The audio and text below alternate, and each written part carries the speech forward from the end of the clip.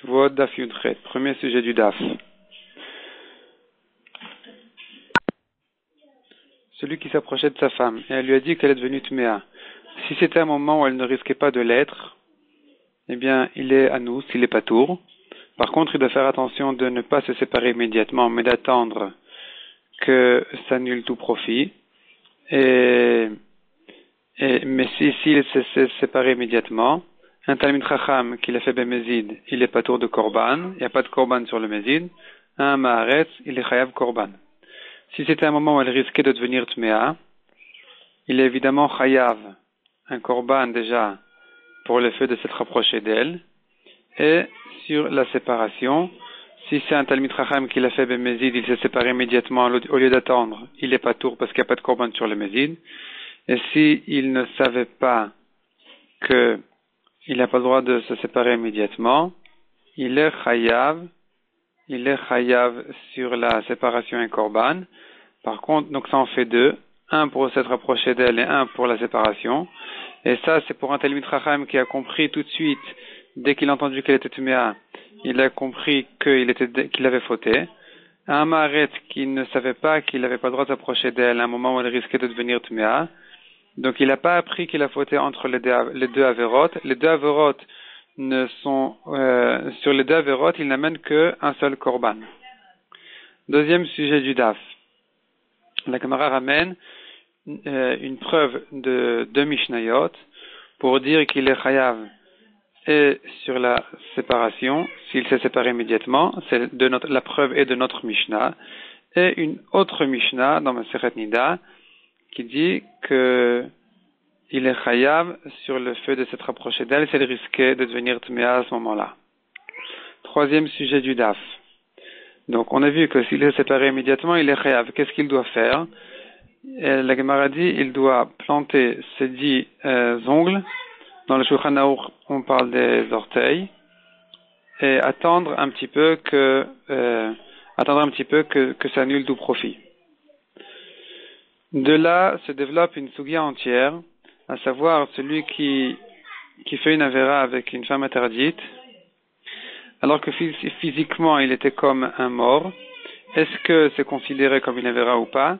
Rava dit qu'il est patour, puisqu'ici on voit dans notre Mishnah qu'on lui demande d'attendre. Donc de là c'est mashma que si effectivement il est dans une situation physique comme celle-là, il est patour. Tandis que d'après Abaye, il est chayav.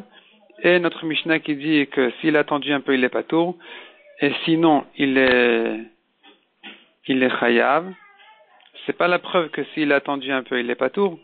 Et c'est pas la preuve qu'en général, s'il s'est approché Bémézid même, dans une situation physique comme un mort, il a pas fait d'Avera. Effectivement, il y a ici une Avera, tandis que dans notre cas, dans le cas de notre Mishnah, où il ne savait pas avant de s'approcher d'elle, et qu'elle est devenue tméa qu'une fois qu'il était déjà en relation, dans ce cas-là, il n'a pas le choix que d'attendre.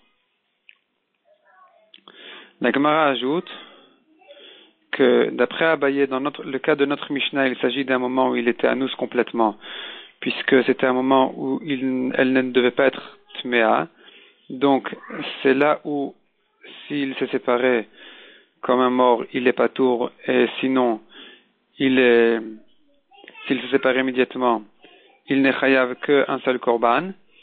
Par contre, dans un cas où elle risquait de voir, même s'il s'est séparé comme un mort, puisque c'est considéré d'après Abaye comme une avéra, et qu'elle risquait de devenir tméa, eh bien il est chayav 2 fois, et sur le fait qu'il s'approchait, et même sur le fait de se séparer, puisque même en se séparant de telle manière comme un mort, eh bien il est, d'après Abaye, c'est considéré comme une avéra, donc il est chayav une deuxième fois. Quatrième sujet du daf. La Gemara cherche une source dans la Torah, où est-ce que la Torah a interdit de se séparer immédiatement quand sa femme lui dit qu'elle est tuméa, une fois qu'il est déjà en contact avec elle. La Gemara trouve une mitzvah tassé et une mitzvah lo tassé. Donc on a une mitzvah tassé et une mitzvah lo tassé qui vient dire qu'il n'a pas le droit de se séparer immédiatement, il doit attendre un peu. Ensuite, cinquième sujet du daf. La Gemara ramène un pasouk un pasuk qui dit que les Bnei Israël doivent se séparer de toutes les Tumot. Et la Gemara interprète ce pasuk pour apprendre de là qu'il faut se séparer de sa femme à un moment où elle risque de devenir Tmea. Il s'agit de soit du jour, soit de la nuit où elle risque de devenir Tmea. La Gemara dit sur cela, celui qui ne le fait pas, qu'il ne se sépare pas, même s'il a des enfants de tzadikim, ils vont mourir. Tandis que s'il se sépare, il sera béni d'avoir des enfants mâles, et non seulement ça, même ils seront au niveau d'être des posqués à la chot. De même, celui qui fait Havdalah Motzei Shabbat sur du vin, il aura des garçons, et même un niveau d'être posqué à la chot. D'ailleurs, c'est une ségoula que les gens qui viennent chez Rav Kanievski pour lui demander une bracha pour avoir des enfants, c'est ce qu'il leur dit de faire Havdalah sur du vin. Quand on lui dit du jus de raisin, est-ce que c'est suffisant? Il dit il faut d'avka du vin. Et à mon avis, sa source est du Maharsha. On dirait que le Maharsha veut expliquer la Gemara que le vin, il s'agit de vin qui peut saouler la personne. Donc, on répète, celui qui fait Havdalah sur du vin Motzei Shabbat, il aura des enfants, des garçons, qui seront à un niveau d'être posqués à la chot. La Gemara ajoute aussi, celui qui se sanctifie avec sa femme en se comportant en Betsniout, il aura aussi des garçons. 6e sujet du Daf. Nous avons vu dans la Mishnah le marloquette entre Rabbi Eliezer et Rabbi Akiva d'un côté et Rabbi Ishmael de l'autre. Rabbi Eliezer et Rabbi Akiva ils disent que celui qui a oublié qu'il se trouve dans le Beth Amikdash ou qu'il a mangé du Kodesh et il savait qu'il était tamé, il est pas tour de Korban. Puisque la Torah ne parle que d'un cas où il savait qu'il était tamé, il a oublié sa Touma. Mais s'il n'a pas oublié sa Touma, il a oublié que c'est du Kodesh ou du Mikdash, celui-là est pas tour, la Torah n'a pas parlé de lui.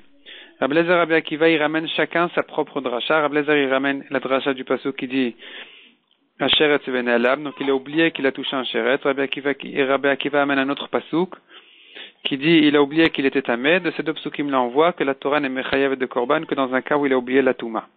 Est-ce qu'il y a une différence entre Rabbi Eliezer et Rabbi Akiva?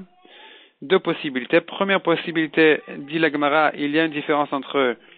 C'est dans le cas où il savait qu'il était tamé, mais il ne savait pas de quel Touma. Il ne sait pas quel Touma il a touché.